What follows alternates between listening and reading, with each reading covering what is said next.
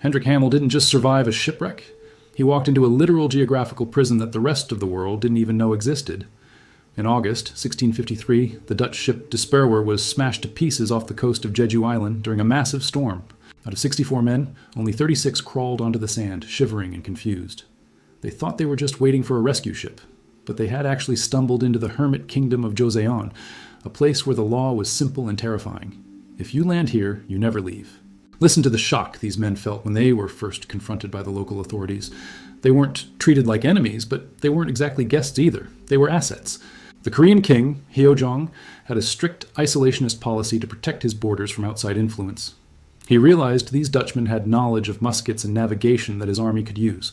So he gave them a choice that wasn't really a choice: live as Korean subjects or rot in a cell. Here is the kicker that sounds like a movie plot. While they were being questioned, a man in traditional Korean robes stepped forward and started speaking to them in broken Dutch.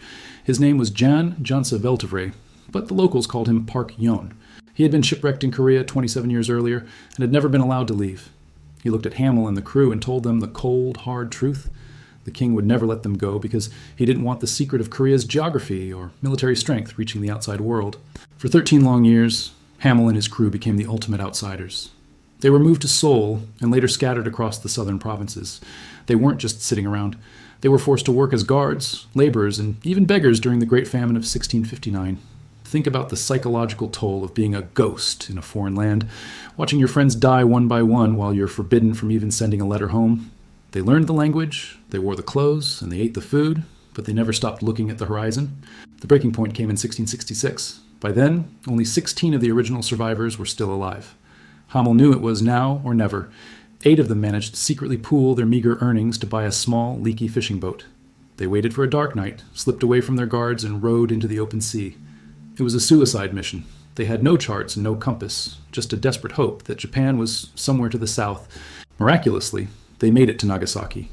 When Hamel finally returned to the Netherlands, he did something that changed history. He wrote a detailed journal of everything he had seen. Before Hamel, Europe thought Korea was just a vague island or a myth.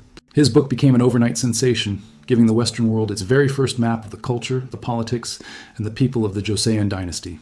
He turned a 13-year tragedy into a bridge between two worlds that had been locked away from each other for centuries.